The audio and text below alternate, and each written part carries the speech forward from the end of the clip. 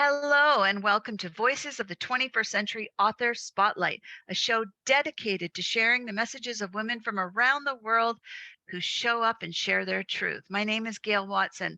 I'm founder and CEO of Women Speakers Association, and today we are going to have a strong conversation about when you're the victim of a broken system.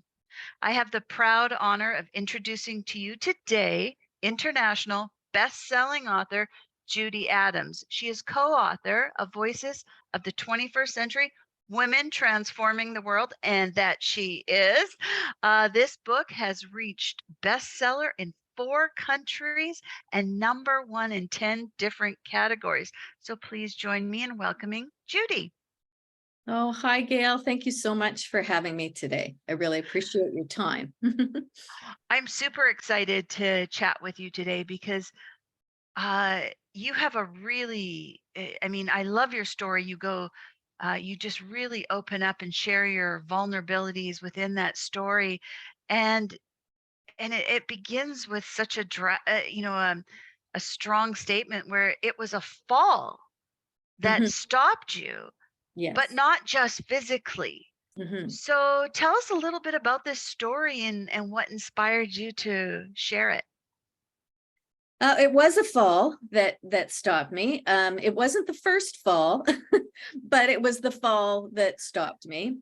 And I realized, not right away, but it stopped me in my tracks to the extent that I understood, although it was a physical fall, it was the fall from grace that was so painful for many years.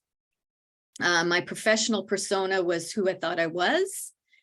And all of a sudden, I realized that here I needed to make some significant change and pivot as to where my focus in life was. And I wrote the chapter in the book to set myself free.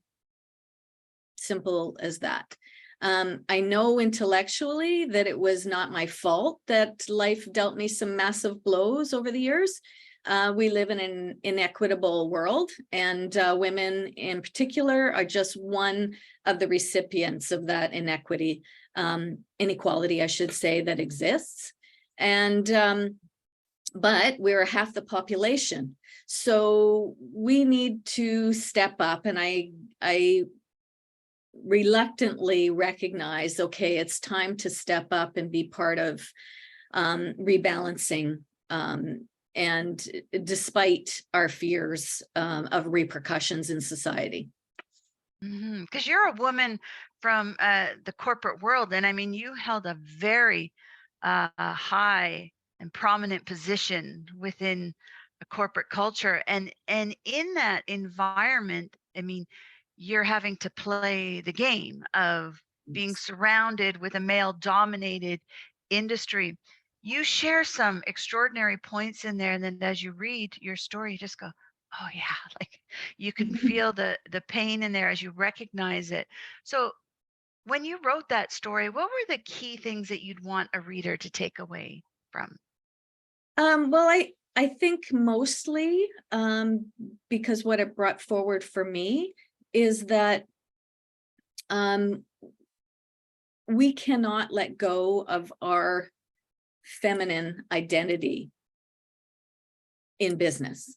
We're at the table for a reason, and it doesn't mean we're supposed to let go of who we really are and what we bring to the table. But for my career, I was constantly being compared to men, constantly having to compare myself to men, I thought, and therefore not valuing and recognizing the value of my leadership style could bring.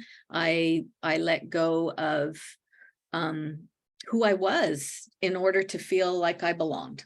And I think a lot of women, I know I'm only speaking for myself here, but in talking to other women, I think a lot of us feel that way, that we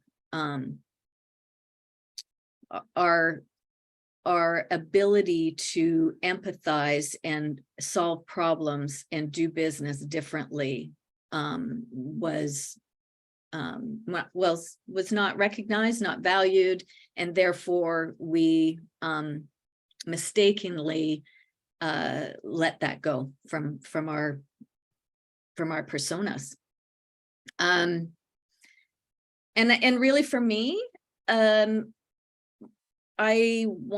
have two adult girls, and and they're smart and they're amazing. And I wanted them to show up in the world unapologetically, and accept themselves and what they can bring the world in a way that allows them to feel strong, independently strong, and that they need to show up as themselves first and foremost. That's a big message, and one that absolutely women in any kind of leadership, we really need to embrace. Yes, absolutely. I championed for others in a way that brought backlash to me. And I burnt out more than once, and I faced health issues because I was constantly doing it in a way that wasn't authentically me. And, resiliency comes from first loving and caring for yourself and who you are, and finding a way to bring that into any situation in a way that through your acceptance of yourself first and foremost, in a way that then others can accept your what you're bringing to the table. It's amazing. So during your whole healing process, both physically and spiritually and mentally, you have almost rebirthed a new version of yourself and how you show up and serve this world. So tell us a little bit about what you're doing now. Well, I definitely feel like I rebirthed myself in a painful way, but then again, birth is painful. But it also shows the real resiliency and the strength that women actually have. And we need to stand up and be part of what is needed in society in order to claim our position, for one thing, first and foremost, but also repair those broken systems. And the only way to repair those broken systems is to bring our strengths, our feminine strengths to the table. Nothing against, we need men, we need the yin and the yang of everything. We need the feminine and the masculine, but it's out of balance. And so our strength is empathy and compassion and understanding and problem solving in a very different way, and not backing down to what has been just this constant fight for and competitiveness. I mean, competition is not a bad thing, but the way we're approaching business and the way we are creating a competition in a way that somebody has to win and somebody has to lose, when really we all have something important, and all companies have something important to bring to society, and all products have something, not all, a lot of products have something to bring to society and for us to enjoy life more. However, we're actually through creating competition that is aggressive, we are no longer creating an opportunity for everyone and for all companies to thrive in an economy. So I think women have the ability to see how problems can be solved in a much healthier manner. Love that. So now you have started a coaching practice, as I was just mentioning, and what I'd love to share with everyone is, who are you coaching? Like, are you coaching men, women, both, teams? And what's the emphasis? I coach both women and men who run businesses, and I'm there to support them through their journey and to challenge in a way that is allowing them to see that they have all the answers inside of them.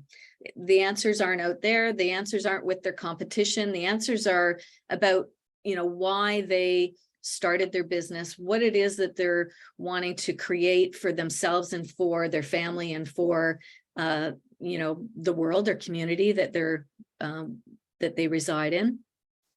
But the fact that when we forget why we are in business or what we want to create, it's because we're looking outside of ourselves for all of the answers. And business leaders are smart people who sometimes get distracted by all the shiny objects out there. And they get pulled away from their own path, from their own, I think, bottom line of success, what they're wanting to create, because they compare themselves. So it's about bringing them back to what it is they truly want to create, what it is that makes them happy, what it is that is going to bring them that feeling of success, and then keep them accountable for the commitments that they make in order to get to that place. I want to thank you for writing your story, sharing your story. I know it took a lot of courage, and it took that place of really opening up, being vulnerable to share your heart the way you did. And as I mentioned earlier in your introduction, that reading your story, many women would be reading it, relating to it, what they had to go through, the pain. And the fact that you've been able to put that into words for us really helps and will help somebody else. So we need to get a copy of your book. So tell us, Judy, where can we get a copy of your book? You can get a copy of my book on my website. It's essentialstrategy.ca. It's right on the homepage, so you just scroll down and you can order a copy and I'll get it to you. Or if you have an opportunity where you'd like me to speak, I can bring copies for people that might be interested to purchase a copy, because there's some amazing stories in there from 44 other women. And something will resonate more than one thing will resonate with the readers. So it's a worthwhile read, and there's lots of stories in there to bring about personal change, not just my own. That's awesome. And I'm glad you're out there speaking on this. I'm glad you're helping coach women in business to be out there, but I'd love to see corporations grab your message, Judy, have you in front of the women in their organizations to help guide them in that journey, because that can be a lonely journey, right? When so corporations out there, get a hold of Judy. Essentialstrategy.ca. Yeah. What I'd like to leave everybody with is that what I have learned the hard way is that loving and believing yourself, and knowing what you have to offer others rather than fighting against anything, is the only way to bring about change. And the kind of change that we're all striving for. So we need to leave the past behind and focus forward, and women have a strong place in society to ensure that we have a balanced, focused forward. So we can't hide behind business personas anymore. We have to take all the hats off and just put on who we really are, and come to the table. And resilient, strong women who want to make difference are stepping up every day, and we need to continue to move things forward. Woo! Awesome. You're awesome. Thank you so much. Those are great words of wisdom to leave us with. So Judy, again, I want to thank you for joining us today and sharing your heart and sharing your truth. You are making a difference in this world, and you are somebody definitely transforming this world. So thank you again for joining us and for sharing your story. Thank And and to everybody listening right now, I want to thank you for your time. And wherever you are in this world, we wish you a great day. Thanks for joining in.